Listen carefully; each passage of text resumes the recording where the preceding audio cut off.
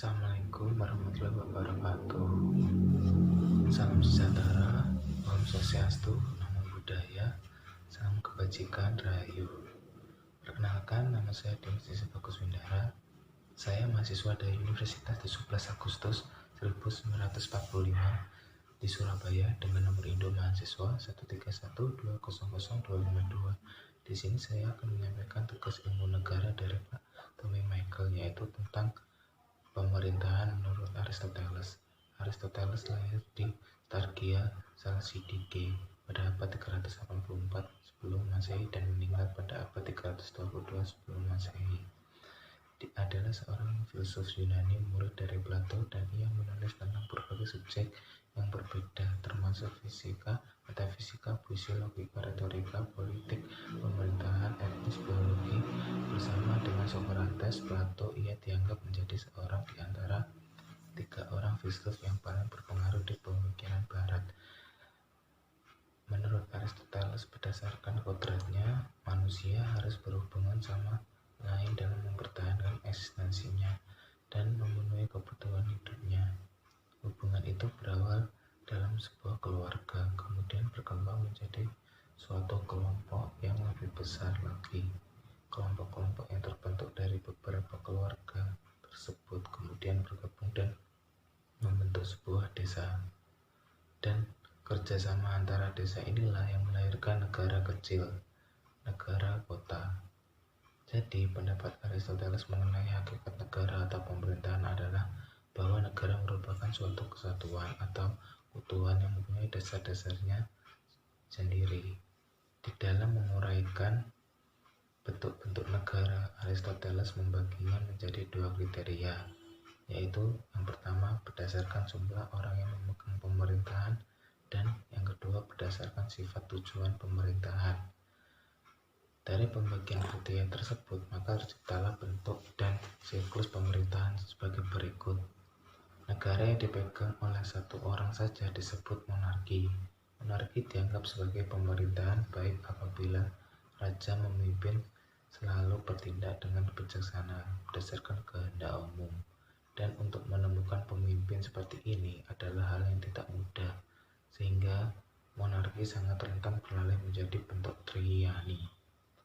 Kemudian menurut Aristoteles, aristokrasi merupakan sesuatu bentuk yang lebih baik dari monarki. Hal ini dikarenakan dalam aristokrasi, pemerintahan dikendalikan oleh sekelompok orang yang mempunyai sifat yang baik.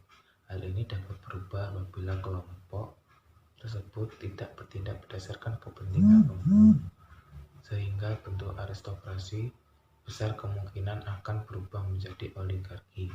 Maka dari itu, menurut Aristoteles, republik merupakan bentuk pemerintahan yang paling baik. Hal ini disebabkan karena dalam republik konstitusional, kekuasaan pemerintah tersebut berada di tangan khalayak umum, di mana kebebasannya diikat oleh konstitusi yang menjadi acuan dari pelaksanaan sistem pemerintahan. Namun, dalam pelaksanaannya, apabila pemerintahan tersebut bertindak berdasarkan kepentingan pemegang kekuasaan saja, maka bentuk pemerintahan ini dapat menjadi demokrasi. Dalam tiap bentuk pemerintahan apapun terkadang timbul ketidakpuasan dari sekelompok orang yang merasa dipermalukan, tidak adil. Kelompok-kelompok inilah yang berpotensi terhadap timbulnya pemberontakan atau revolusi yang akan berusaha menggulingkan pemerintahan yang sudah ada dan menggantikan dengan ideologi pemerintahan yang baru ini. Sebabnya tidak ada sebuah pemerintahan yang berjalan abadi. Jadi berdasarkan Aristoteles, bentuk pemerintahan yang terbaik adalah republik konstitusional karena akan meminimalisasi pergolakan yang berujung pada pemberontakan atau revolusi. Dalam penerapannya, Indonesia juga menganut bentuk pemerintahan republik konstitusional. Dalam konstitusi Indonesia masuk di Undang-Undang Dasar 1945 pada pasal 1 ayat 1 disebutkan negara Indonesia ialah negara kesatuan yang berbentuk republik. Bentuk pemerintahan republik konstitusional yang diterapkan di Indonesia memiliki ciri pemerintahan dipegang oleh presiden sebagai kepala pemerintahan yang dibatasi oleh konstitusi Undang-Undang Dasar pada pasal 4 ayat 1 Undang-Undang Dasar 1945 dijelaskan Presiden Republik Indonesia memegang kekuasaan pemerintahan menurut Undang-Undang Dasar.